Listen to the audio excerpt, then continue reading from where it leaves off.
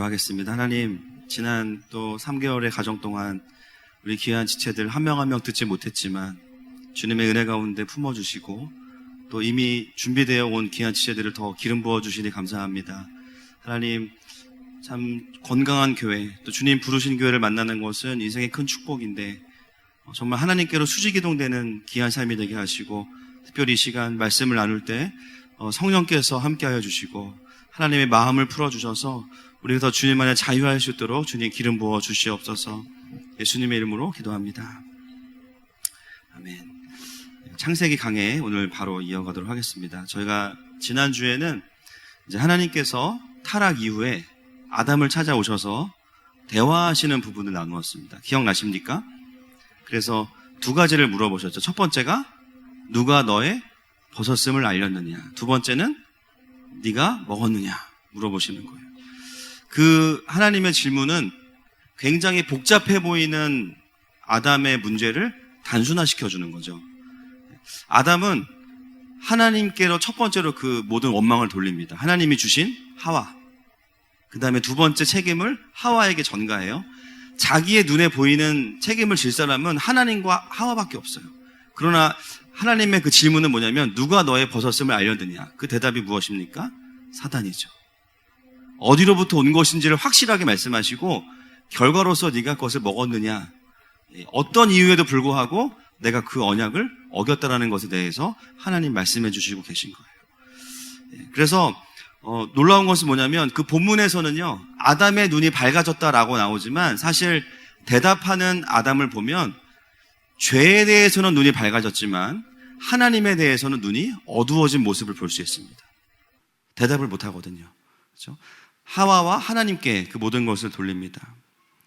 여러분, 똑같은 상황을 봐도요, 영적인 눈이 열려있는 사람과 그렇지 않은 사람은 다르게 봐요. 영적인 눈이 열려있는 사람은요, 그 근본 원인이 어디로부터 온 것인지를 정확히 봅니다. 그러나 그렇지 않으면요, 눈에 보이는 현상만, 그것도 다 진실도 아니고 내 눈에 보이는 현상이나 내가 믿고 싶은 것들로만 그 현상을 분석하게 되죠. 이 아담과 하나님과의 대화 속에서 우리는 하나님께서 그 얼마나 아담의 그 영적인 깨어남을 기대하셨는지를 지난주에 나누었습니다. 여러분, 똑같은 삶을 살아가면서 똑같은 상처를 받아도 영적인 눈이 열린 사람은요, 아, 사단이 지금 이 사람을 통해서 나에게 빚을 일을 심으려고 하는구나라는 것을 깨닫고요, 대적해요. 맞습니까, 여러분? 그러나 영적인 눈이 닫혀 있으면 그 사람에게 모든 원망과 분노를 다 표현하게 되죠. 우리 하나님의 모든 성도들은요, 영적인 눈이 날이 갈수록 밝아지시기를 축복합니다. 오늘 제일 먼저 보기 원하는 그 부분은 14절입니다. 오늘 2절 말씀인데요, 14절 말씀 먼저 보겠습니다. 시작. 여호와 하나님이 뱀에게 이르시되 내가 이렇게 하였으니 내가 모든 가축과 들의 모든 짐승보다 더욱 저주를 받아 배로 다니고 살아있는 동안 흙을 먹을지니라. 여러분, 지난주에는 아담에게 오셨고 오늘은 뱀에게 가셨는데요, 큰 차이점이 있습니다. 뭘까요, 여러분? 큰 차이점. 아담에게 가셔서는 물어보시죠. 뱀한테 가서는 안 물어보세요.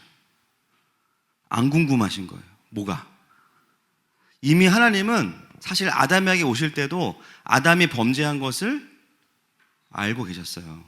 그럼에도 불구하고 그가 영적으로 깨어나도록 물어봐 주시면서 기다리셨거든요. 뱀에게는 안 물어봐요. 자비가 없습니다. 바로 징계와 처벌이 들어갑니다. 이 모습을 보면서 깨닫는 것은 하나님 얼마나 하나님의 형상으로 창조된 우리들에게 인격적으로 대하시는가를 알 수 있습니다. 할렐루야. 그냥 오셔서 화부터 내시는 게 아니라 기회를 계속 주시는 분이 우리 하나님이세요. 그리고 나서 뱀에게는 어떤 처벌을 주시냐면요, 오늘 본문에 보니까 배로 기어다니면서 흙을 먹는 저주를 내리십니다. 우리가 이 부분에서 좀 멈추어 서서 왜 여러 가지 처벌이 있을 수 있지 않습니까? 뱀에게 왜 이런 처벌을 주셨는지를 좀 묵상할 필요가 있을 것 같아요. 여러분, 뱀에게 주어진 처벌의 의미가 어떤 것일까요? 가장 지혜롭게 창조된 뱀이, 하나님의 지혜를 담아내야 되는 뱀이 이제는 배로 땅을 기어다니면서 흙을 먹는 존재가 됐습니다. 단 한 단어가 떠올라야 돼요. 뭐냐면요, 수치입니다. 수치. 종신토록 수치스러운 삶이 뱀에게 주어진 처벌이에요. 왜 그런 처벌을 하나님께서 뱀에게 주셨을까요? 제가 이 부분을 묵상하면서 성령님께서 떠오르게 하시는 영화의 한 장면이 있었습니다. 이병헌 씨가 나온 달콤한 인생, 여러분 아시나요? 다들 말씀과 기도밖에 안 하시기 때문에 분위기가 굉장히 안 좋네요 지금. 그런 영화가 있습니다. 그 조폭의 행동대장으로 있던 이병헌을 그 조폭 두목이 죽이려고 그래요. 그래서 이병헌이 열받아서 복수하러 갑니다. 마지막 부분에 어떤 장면이 나오냐면 찾아가요, 보스를. 딱 앞에 가서 뭐라 그러냐면은, 나한테 왜 그랬어요? 죄송합니다, 발연기. 나한테 왜 그랬어요? 그거에 대한 대답이 뭐였냐? 아시는 분 계실 것 같은데, 넌 내게 모욕감을 줬어. 그리고 죽어요. 제가 그 장면이 딱 떠오르는 거예요. 지금 하나님은 뱀에게 왜 이 처벌을 주실까요? 너는 내 아들에게 수치심을 줬어. 너는 내 딸 하와에게 모욕감을 줬어. 여러분, 그래서 성경에 보면 수치 가운데 있다라고 할 때 가장 많이 나오는 행동이 뭐냐면요, 이런 행동입니다. 사무엘하 13장 19절 말씀 보겠습니다. 시작. 다말이 재를 자기 머리에 덮어쓰고 그의 채색 옷을 찢고 손을 머리 위에 얹고 가서 크게 울부짖으니라. 다말이 암논에게 겁탈을 당했을 때 자신의 수치를 이렇게 표현합니다. 재라는 건 더스트, 흙, 먼지거든요. 먼지를 뒤집어 씁니다. 그리고 시편 102편 8절과 9절 시작. 내 원수들이 종일 나를 비방하며 내게 대항하여 미칠 듯이 날뛰는 자들이 나를 가리켜 맹세하나이다. 나는 재를 양식같이 먹으며 나는 눈물 섞인 물을 마셨나이다. 여러분, 신구약에 나오는 모든 수치와 관련된 모습이요, 흙을 뒤집어 쓰고 옷을 찢고 슬피 우는 것입니다. 하나님께서 뱀에게 주신 처벌은요, 그냥 화가 나셔가지고요 흙을 먹게 하신 것 자체가 아니라 영원토록 수치 가운데 살게 하신 거예요. 왜 그렇습니까? 자신의 형상으로 만들어진 자녀들에게 수치를 알게 했기 때문이에요. 너가 어떻게 내 자녀들에게 그것을 행할 수 있냐? 너가 내 아들과 딸들을 수치를 알게 했기 때문에 너는 평생토록 수치 가운데 살아라.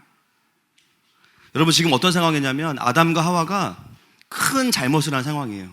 그런데 그 상황 속에서 하나님의 가장 큰 분노는 어디에 있냐면요, 자녀들에게 있기 전에 자녀들을 망쳐놓은 사단과 뱀에게 하나님은 먼저 찾아가셔서 그 공의와 진노를 퍼붓고 계십니다.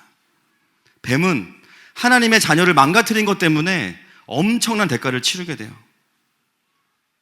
아담과 하와가 죄로 인해서 타락한 상황에서도 하나님은 자신의 자녀들의 수치를 갚아주시는 분이에요. 시편 25편 20절 말씀 보겠습니다. 시작. 내 영혼을 지켜 나를 구원하소서. 내가 주께 피하오니 수치를 당하지 않게 하소서. 아멘. 여러분, 우리 하나님은 우리가 죄 가운데 있을 때라도 수치로 인해서 고통받는 자녀들의 수치를 갚아주시는 하나님이십니다.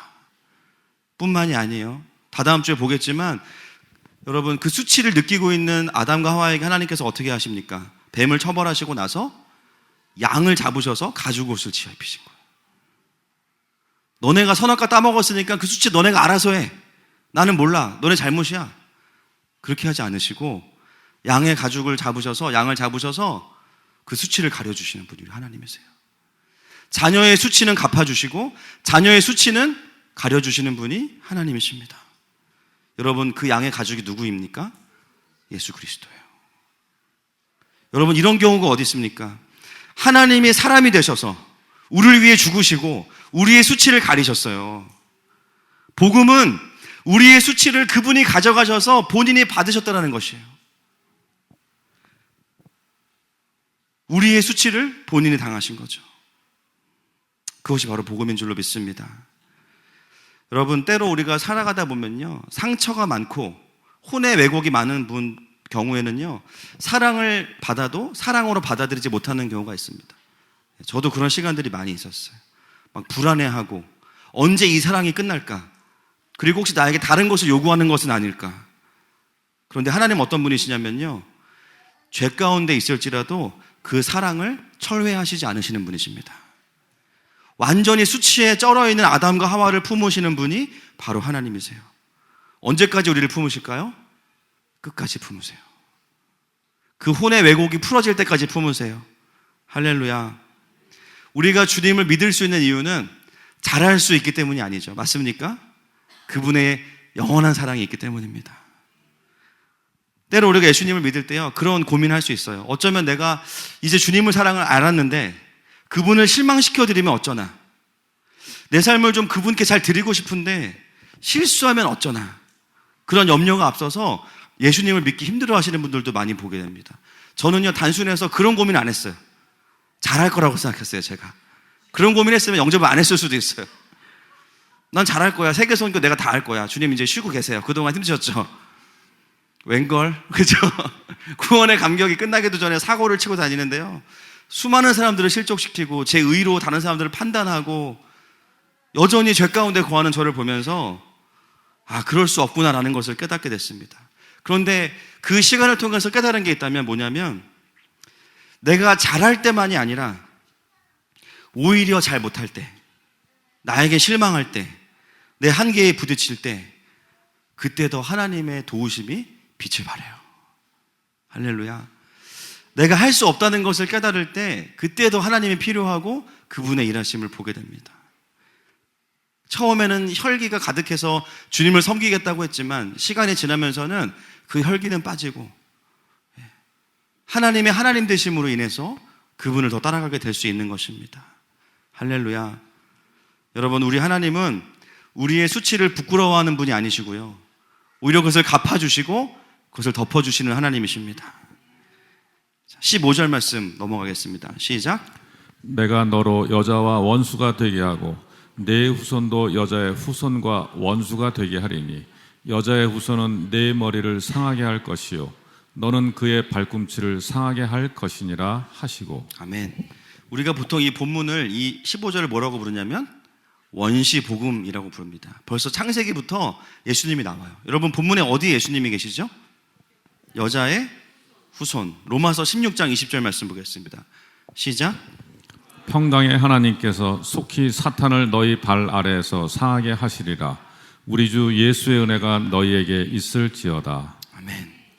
여자의 후손으로 오셔서 뱀의 머리를 밟으신 그분.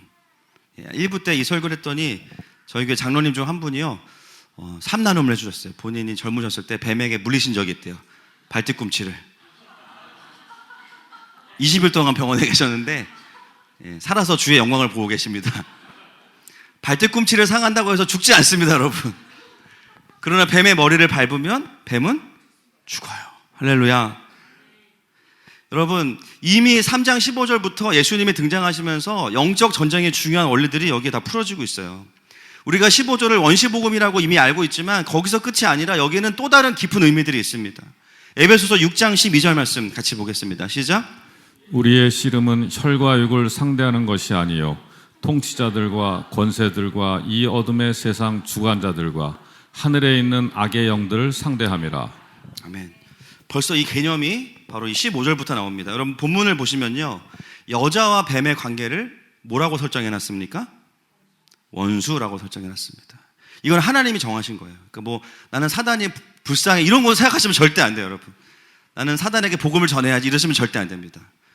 이미 초창기부터 하나님이 딱 세팅해 놓으신 게 뭐냐면 사단은 원수예요.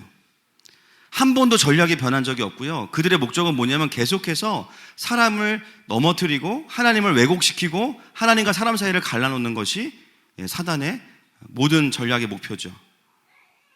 여러분, 그러면 적은 어떻게 해야 될까요? 적은 반드시 싸우고 대적해야 됩니다. 사단은요, 영원한 원수예요. 우리가 신앙생활을 한다는 것은 뭐냐면 그 원수와의 전쟁 가운데 살아간다라는 거죠. 그냥 한번 선악과를 먹게 했다고 감정적으로 사탄을 미워하는 것으로 끝나는 것이 아니라 여자뿐만이 아니라 여자의 후손과 뱀의 후손은 계속해서 전쟁을 하게 되어 있는 거죠. 여러분, 사단은 틈만 보이면 계속 우리를 공격합니다. 그래서 창세기 3장 이후로요, 모든 역사와 개인의 삶 속에서 이 영적인 전쟁이 날마다 치열한 거예요. 내가 살아있는 그리스도인다라고 말할 때 그 특징 중에 하나가 뭐냐면요, 영적 전쟁을 하고 있어야 돼요. 여러분, 하고 계시죠? 반드시 있습니다. 중요한 건 뭐냐면 피하 식별을 잘해야 돼요. 아니래요. 맞는데 사람과 사람의 전쟁은 아닙니다. 사람과 사람의 전쟁은 아니에요. 그러나 사단과 사람과의 전쟁은 맞아요. 마태복음에 보면 굉장히 여러분 아시겠지만 재미있는 본문이 하나 있습니다. 마태복음 16장 한번 보겠습니다. 15절부터 같이 읽겠습니다. 시작. 이르시되 너희는 나를 누구라 하느냐? 시몬 베드로가 대답하여 이르되 주는 그리스도시요 살아계신 하나님의 아들이시니이다. 예수께서 대답하여 이르시되 바요나 시몬아 내가 복이 있도다. 이를 내게 알게 한 이는 혈육이 아니요 하늘에 계신 내 아버지시니라. 또 내가 내게 이르노니 너는 베드로라. 내가 이 반석 위에 내 교회를 세우리니 음부의 권세가 이기지 못하리라. 내가 천국 열쇠를 내게 주리니 내가 땅에서 무엇이든지 매면 하늘에서도 매일 것이요 내가 땅에서 무엇이든지 풀면 하늘에서도 풀리리라 하시고. 아멘. 예수님께서 가이사랴 빌립보에서 제자들에게 물어보시죠. 너희는 나를 누구라 하느냐? 그때 베드로가 뭐라 그래요? 주는 그리스도시요 살아계신 하나님의 아들이십니다. 예수님이 기뻐하시죠. 그리고 뭐라고 말씀하시냐면 이것을 알게 한 분은 보니까 너가 똑똑하지 않아. 누구실까? 하나님 아버지죠. 이렇게 말씀하신 거예요. 베드로를 칭찬하시면서도 그 고백이 나올 수 있었던 것은 하늘에 계신 아버지께서 너에게 그것을 알게 하셨다라고 말씀하세요. 그러면서 기뻐하시는데요. 그 고백에 대해서 예수님 말씀하시는 거예요. 너무 기쁘시니까 이제 뭘 말씀하시냐면 비밀을 말씀하시는 거예요. 처음으로 고난을 받고 죽임을 당하고 제3일에 살아나야 할 것을 제자들에게 비로소 나타내시니라. 21절에 나와 있습니다. 처음으로 예수님의 십자가와 고난과 부활을 말씀하시는 거예요. 그때 베드로의 반응 바로 이어서 22절 말씀 보겠습니다. 시작. 베드로가 예수를 붙들고 항변하여 이르되 주여 그리마옵소서 이 일이 결코 주께 미치지 아니하리이다. 아멘. 원어에 보면 베드로가 예수님을 끌고 구석에 가서 혼내며 이르되 이렇게 번역할 수 있습니다. 방금 전까지 주는 그리스도시요 살아계신 하나님의 아들이십니다 했다가요 예수님이 돌아가신다고 하니까는 안 된다는 거예요. 인간적으로 보면 굉장히 충성스러운 거죠. 아니 무슨 말씀이시냐고 오래 하셔야지 그러면서 예수님을 혼내. 그때 예수님 뭐라고 그러시냐면요 23절 말씀 23절 시작. 예수께서 돌이키시며 베드로에게 이르시되 사탄아 내 뒤로 물러가라. 너는 나를 넘어지게 하는 자로다. 내가 하나님의 일을 생각하지 아니하고 도리어 사람의 일을 생각하는도다 하시고. 뭐라고 말씀하시는 거예요? 사탄아 내 뒤로 물러가라. 누구한테? 좀 전까지는 칭찬하셨는데 갑자기 화내시는 거예요. 잘 보면 베드로한테 화내시는 게 아니죠. 베드로 안에 있는 메시지를 향해서 화를 내시는 거예요. 점심 때 밥 먹다가 얘기했더니 어떤 목사님하고 그래서 베드로가 3번 부인했나? 그러시더라고요. 상처받아서. 그런 거 아닌 것 같아요. 그죠? 이것은 사람에 대한 것이 아니라 영적인 부분이에요. 베드로가 귀한 고백을 할 때도 그것을 알게 하신 분이 하나님이신 것을 예수님은 보고 계셨고 또 그가 하나님의 일을 대적하는 행동을 할 때도 그것이 바로 사단으로부터 온 것임을 예수님은 보고 계셨어요. 단호하게 대적하시죠. 여러분 우리가 하는 영적인 전쟁은 귀신 들린 사람들에게 귀신을 쫓아주는 것도 분명히 있지만 사실은 이런 영적인 전쟁을 훨씬 더 많이 하게 됩니다. 여러분 아침에 출근하시면 막 부하 직원 막 귀신 쫓고 시작하시는 분 손 들어보세요. 부하 직원 오면 너 어제 뭐 했어? 일로 와봐. 주여 떠나갈지어다 막 이렇게 시작하는 분 안 계시죠? 퇴근하고 아내 머리에 손 얹고 과소비의 영은 떠나갈지어다 이런 분이 계세요? 된장의 영은 떠나갈지어다 이런 거 안 하시잖아요 여러분. 그죠? 사실 우리가 하는 영적 전쟁은요 이런 후자가 훨씬 더 많아요. 그냥 너무나 일상적인 삶에서 어떤 때는 하나님의 마음과 연결돼서 하나님의 마음과 계획을 풀어내는 사람들에게는 그것을 지지해 주지만 그러나 어떤 경우에는 정신을 못 차리고 자기가 어떤 메신저가 되는지 모르고 어둠의 일을 풀어내는 그 메시지를 대해서는 대적하는 게 필요한 거예요. 제가 아군과 적군을 구별해야 된다 말씀드렸는데요. 정확하게는 내 편이냐 네 편이냐가 아니고 따라합시다. 누가 하나님 편이냐. 그렇죠? 우리도 하나님 편이 아닐 때가 있잖아요. 맞습니까 여러분? 누가 하나님 편이냐가 더 중요한 거예요. 순간순간 우리가 베드로와 같을 수 있는 거죠. 그래서 건강하고 성령 충만한 그리스도인의 특징은요, 분별력이 있습니다. 일단 본인이 하나님 편인 걸 본인이 확실히 알고 서요, 거기에.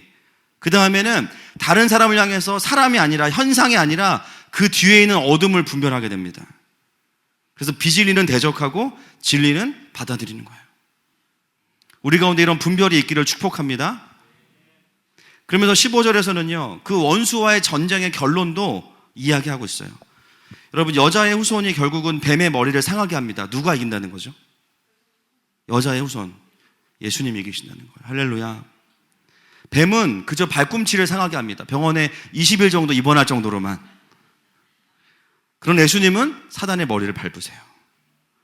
이 영적 전쟁의 마지막이 어디에 있냐면 계시록 20장에 있습니다. 보겠습니다. 9절과 10절 시작.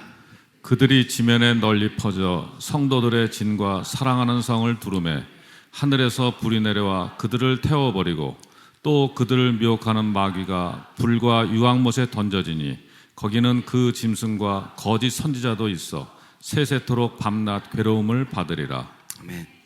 천년 왕국 이후에 마지막에 사단이 잠시 풀려서 사람들을 미혹합니다. 그때 사단이 성도들을 둘러싸요. 근데 어떤 일이 벌어지냐면요, 하늘의 보좌에서 불이 내려와요. 할렐루야. 불이 내려와서 사단을 다 태웁니다. 그리고 미혹하는 마귀들을 불과 유황못에 던져버려요. 거기에 누가 있냐면 짐승과 거짓 선지자가 있어요. 짐승 뱀이죠. 뱀과 거짓 선지자. 하나님의 메시지를 미혹시키는 자들도 사단과 똑같은 대우를 받습니다. 밤낮 고통을 받으리라. 여러분, 분별력이 없으면 거짓 선지자가 돼요. 그럴 수 있어요. 외모로 분별하는 게 아닙니다. 중요한 것은 뭐냐면 사단이 심판을 받아요. 지금 우리가 보는 이 계시록 20장 말씀이 영적 전쟁의 엔드게임, 마지막 장면입니다. 여기서 보게 되는 것은 뭐냐면요, 사단이 아무리 성도들을 둘러싸고 진치고 있는 것 같아도 사실 더 강력한 하나님의 나라가 임재할 때 그 사단은 불태워진다는 것을 우리에게 이야기하고 있습니다. 하나님의 권세로부터, 하나님의 보좌로부터 불이 내려와서 사단을 태우고 그들을 유황불 못에 던져버리죠. 결국 어둠의 나라는 하나님의 주권 아래에 있고 결국 더 큰 하나님의 나라가 임할 때 사라지는 것입니다. 여러분, 이 예언이요, 벌써 3장 15절 창세기 시작할 때부터 나오는 거예요. 놀라운 것은 뭐냐면 창세기부터 계시록까지 영적 전쟁은 다 이 싸움입니다. 여러분, 하나님의 나라, 영적 전쟁의 승리는 뭐냐면요, 쉬워요. 하나님의 나라가 임하면 게임이 끝나요. 할렐루야. 마지막 때만이 아니라 모든 전쟁의 전략은 다 이거밖에 없어요. 바울이 그 심정을 어떻게 표현합니까? 고린도후서 4장 8절부터 10절까지 보겠습니다. 시작. 우리가 사방으로 우겨쌈을 당하여도 쌓이지 아니하며 답답한 일을 당하여도 낙심하지 아니하며 박해를 받아도 버림받지 아니하며 거꾸러뜨림을 당하여도 망하지 아니하고 우리가 항상 예수의 죽음을 몸에 짊어질면 예수의 생명이 또한 우리 몸에 나타나게 하려 함이라. 네. 그럼 바울이 얼마나 많은 핍박을 받았습니까? 그렇죠? 설교하러 가면 이렇게 여러분들처럼 아멘 해주시지 않아요. 3분의 1은 아멘 해주시면 나머지는 돌 들고 기다리고 있습니다. 승질내고 있고요. 뭐 꼬투리 잡을 거 없나, 그죠? 설교만 하면 와가지고 유대인들이 막 바울한테 이야기하잖아요. 가는 곳마다 생명의 위협을 얻고 사박으로 우겨쌈을 당합니다. 근데 바울의 삶을 보면 놀랍게도 그것들을 하나하나 해결하지 않음에도 불구하고 기도하고 하나님의 얼굴을 구할 때 하나님께서 피할 길을 내세요. 할렐루야. 도저히 여기서는 답이 없는데, 해결될 일이 없는데, 해결될 수가 없는데 하나님의 일하심을 경험합니다. 이것은 기복신앙이라기보다는요, 하나님의 통치가 임할 때 자연스럽게 사라지는 것들이 있어요. 어둠의 공격은 즉시로 사라져요. 할렐루야. 이것을 분별하지 못하면 이제 혼합된 신앙생활을 하는 거죠. 때로는 하나님의 임재와 통치가 있음에도 불구하고 사라지지 않는 어려움들이 또 있습니다. 그런 건 뭐냐면요, 훈련의 부분이에요. 훈련은 두 가지로 정리할 수 있습니다. 훈련을 주시는 레슨 포인트를 들으면 끝나요. 그 훈련이. 또 하나는요, 레슨 포인트를 알았어. 아, 이 훈련은, 이 재정 훈련은 왜 주시는지 이제 알았어. 그런데 안 끝나. 왜 안 끝날까요? 아직 수료를 못한 거예요.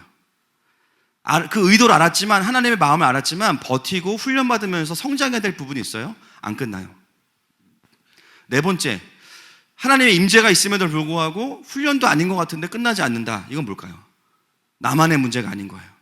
다른 사람들과 연결되어 있는 부분이 있기 때문에 기다려야 되는 거예요. 확실한 건 뭐냐면, 첫 번째, 내 삶에 없어도 되는 사단의 공격과 어두움의 불화살들은 하나님의 임재가 오면 사라집니다. 건강한 신앙생활은요, 첫 번째는 없애고 해야 돼요. 할렐루야. 훈련 받기도 우리가 쉽지 않은데요, 공격까지 같이 받으면요 엄청 힘든 거예요. 계속 다운되고 우울하고 이유 없이 쉽지 않고 계속 침체되고 계속 내 존재를 흔드는데 어떻게 우리가 그것과 싸울 수 있겠습니까?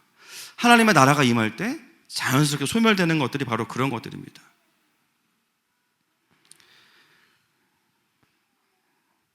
그래서 우리가 예배 때마다 하나님의 나라를 경험해야 돼요. 아멘이십니까? 많은 분들이 하나님의 나라를 너무 막연하게 생각하세요. 처음 믿을 때 내가 주님 영접했으니까 오셨겠지. 맞아요.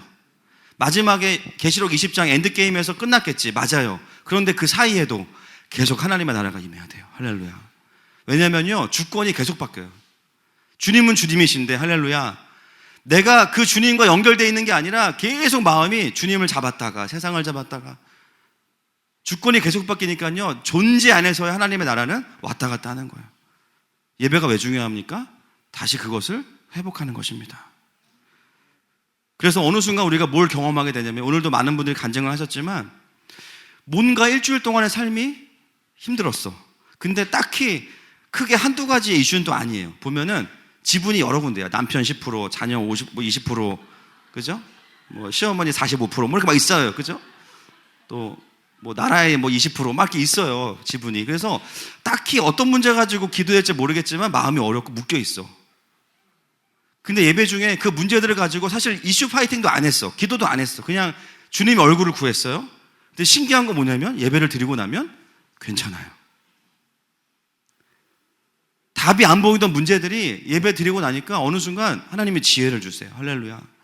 어떤 문제는 그 문제를 올려드리지도 않았는데 그냥 깊이 임재 안에 들어갔는데 문제가 해결됐어. 왜 그렇습니까? 공격에 대한 부분들은요, 하나님의 통치가 임하면 그냥 물러가기 때문이에요. 문제가 있어도 문제를 바라보는 시각이 달라지고 해석이 달라집니다. 하나님의 마음과 뜻이 보여지기 시작해요. 저희 교회에 다니고 계시는 한 성도분의 간증을 잠시 나누려고 하는데요, 무기명으로 해달라고 하셔서 제가 무기명으로 하겠습니다. 본인이 살아오시면서 제일 힘든 문제가 뭐였냐고 물어보니까 관계 문제였대요. 사람들과의 관계 문제. 어렸을 때부터 이제 아버님이 안 계시는 가정에서 자라면서 권위자를 경험하지 못하고, 또 어머님이 이제 우울증이 일찍 오셔가지고 가정 안에서 쉽지 않은 시간들을 보내셨어요. 본인이 왜 이렇게 관계에 매일까? 사람에게 매일까? 사람으로 채우려고 할까? 이제 하나님 만난 지는 꽤 됐으니까 돌아보면 분명히 그 포인트는 건 알겠는데 해결이 안 되는 거죠. 그러니까는 공동체 안에 있어도 늘 관계에 매이게 되고, 혼의 왜곡이 심하니까 누가 나를 사랑해 준다고 해도 받아들이기가 쉽지가 않고, 늘 상처와 힘든 것에 많이 매몰되는 삶을 살아오셨어요. 그런데 하나님이 이 성도의 삶에 어떻게 일하셨냐면, 저희 교회 오기 몇 년 전에 그 관계들을 다 깨트리셨어요. 그런 시간들을 보내고 나서 하늘마음교회 와서 예배를 열심히 나오세요. 예배 때마다 하나님이 이 성도분에게 아주 강력한 임재를 주세요. 근데 어느 순간 자신이 뭘 깨달았냐면, 그렇게 예배하면서 하나님의 얼굴을 구하다가 어느 순간 자기를 돌아보니까 이전과 존재가 달라진 자기를 발견한 거예요. 어느 순간 사람들의 시선으로부터 자유로워졌어요. 할렐루야. 사람으로 채우지 않아도 돼요. 왜냐하면 하나님으로 채우니까. 그 문제 가지고 씨름하지도 않았어요. 그냥 하나님 앞에 계속 있다 보니까 하나님이 자연스럽게 그 성도분의 존재를 바꿔놓으셨어요. 여러분, 우리 개인에게 하나님의 나라가 임하면요, 자동 발생적으로 사단이 심어놓은 어둠과 비질리는 물러갑니다. 아멘이십니까? 이것을 경험하는 분들이 예배를 더 소중히 여기시는 거예요. 그래서 문제 중심의 신앙생활을 하던 분들이 어떻게 바뀌어요? 임재 중심의 신앙생활로 바뀌어요. 할렐루야. 전에는 문제가 있어야 오셔. 그죠? 뭐 다 그러신 건 아니에요. 또 오해 마세요. 예배 안 오던 분들이 오시면 일단 뭔가 있으세요. 그렇게도 올 수 있는 게 축복입니다. 할렐루야. 그게 나쁜 게 아니에요. 그런데 거기서 한 단계 더 들어가는 게 뭐냐면 문제가 있건 없건 나는 예배한다. 할렐루야. 그냥 문제가 있으면 뭐 어떻게 되겠지. 훈련이면 내가 받으면 되고 공격이면 예배하면 떠나가고. 할렐루야. 주님이 하시겠지. 나는 주님의 얼굴을 구하란다. 그러면서 계속 예배하는 생활을 하시는 거예요. 그래서 임재 중심의 신앙생활을 하시는 분들은요, 신앙생활이 어떻게 될까요? 굉장히 고상해집니다. 남들이 존경하기 시작해요. 아니 집사님 지금 집이 그렇게 어려운데 어떻게 이렇게 예배를 드리러? 그러니까 예배 드리러 왔죠. 아니 남편이 그 모양인데 어떻게 그러니까 예배 드리러 왔죠. 대단하시네요. 그게 신앙이 좋아서가 아니라 정직해서예요. 할렐루야. 정직하기 때문이에요. 하나님의 임재가 아닌 곳에서는 해결될 수 없다는 것을 어느 순간 전문 용어로 현타가 왔기 때문입니다. 현실 자각 타임이 왔기 때문이에요. 이게 이런 거구나. 전에는 문제가 터지면 문제를 해결하려고 여기저기 뛰어다니고 세상 지식 동원하고 막 그랬어요. 어느 순간 그것도 필요하면 해야겠지만 그것보다 뭐가 더 중요해요? 그럼에도 불구하고 내가 하나님 앞에 머물러 있겠다. 깊은 하나님의 임재로 들어가서 내 삶을 하나님의 통찰로 분석하기 시작합니다. 어느 순간 사단의 공격은 다 사라지면요, 너무 명확해져요. 이건 훈련이구나. 이건 레스 포인트를 받았으니까 끝나겠구나. 그냥 보여요. 할렐루야. 이거는 주님께 맡겨야겠구나. 그런 마음이 어떻게 됩니까? 가벼워지는 거예요. 여러분, 결코 예배는요, 도피가 아니라 돌파입니다. 여러분, 내 방법으로 싸우다가 지치지 마시고 하나님의 임재 앞으로 나오십시오. 하나님 나라의 백성은 하나님 나라의 방법으로 싸우는 자들이에요. 오늘도 그분의 통치가 다시 우리의 마음을 덮을 것입니다. 상한 마음은 자유케 되고 치유되고 눌린 마음은 풀어질 것입니다. 뿐만 아니라 나를 치기 위해 달려오던, 나를 죽이려고 달려오던 원수들은 열 길로 도망가게 될 것입니다. 그래서 하나님께서 이스라엘 백성에게 다음과 같이 말씀하세요. 출애굽기 14장 13절 말씀입니다. 시작. 모세가 백성에게 이르되 너희는 두려워하지 말고 가만히 서서 여호와께서 오늘 너희를 위하여 행하시는 구원을 보라. 너희가 오늘 본 애굽 사람을 영원히 다시 보지 아니하리라. 23장 22절 27절 시작. 내가 그의 목소리를 잘 청종하고 내 모든 말대로 행하면 내가 내 원수에게 원수가 되고 내 대적에게 대적이 될지라. 네, 앞서 보네요. 내가 이를 곳에 모든 백성을 물리치고 내 모든 원수들이 내게 등을 돌려 도망하게 할 것이며. 아멘. 여러분, 하나님의 나라는 우리가 구현하는 게 아닙니다. 많은 분들이요, 그렇게 보일 수는 있어요. 사람이 하는구나. 그러나 실제로 그게 아니에요. 구현하는 것이 아니라 그분의 이름이 거룩히 여김을 받으시면 하나님의 나라가 임하는 것입니다. 우리가요, 하나씩 세워가는 게 아니에요. 통으로 임하는 거예요. 말씀을 정리하기 원합니다. 여러분, 오늘 말씀은요, 뱀의 처벌과 다음 주에 있을 아담과 하와의 처벌 사이에 나오는 말씀이에요. 제가 이 본문을 보면서 처벌의 내용이기 때문에 매우 무서운 본문이겠구나 생각했지만 말씀을 보면 볼수록 더 사랑의 하나님이 보입니다. 아담과 하와의 수치를 갚아주시고 그걸 가려주시는 하나님. 또 처벌하기 전에 앞으로 이 영적인 전쟁을 어떻게 싸워야 될지 가르쳐 주시는 하나님. 여러분, 하나님은 하나님이십니다. 때로 우리의 삶의 자리가 마치 처벌의 자리 같고요, 괴로움의 자리 같고요, 공격이 있는 것 같아요. 방법은 하나예요. 주님의 임재 안으로 깊이 들어가십시오. 그 하나님께 피하는 자는 복이 있습니다. 수치를 당하는 모든 자들이 그분께 피하면 주님의 피난처를 경험하게 됩니다. 이 시간에 우리 그 주님의 임재 안으로 함께 깊이 들어가기 원합니다.